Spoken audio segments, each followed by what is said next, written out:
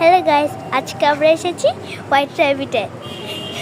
এখানে অলরেডি আমরা খাবার খেয়ে ফেলছি, তো সারি তোমাদেরকে না দেখাতে পেরেছি। তো হোয়াইট র্যাবিট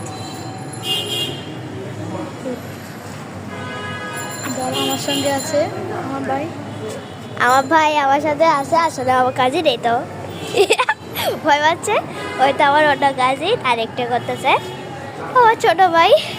এই জায়গাটাতে আপনার ডিনার হবে, আর আপনারা যদি চান তাহলে এই জায়গাটাতে আপনারা মানে প্রকৃতি দেখে দেখে খাবার খেতে পারবেন। জায়গাটা আসলে আমরা এখন অনেক সুন্দর।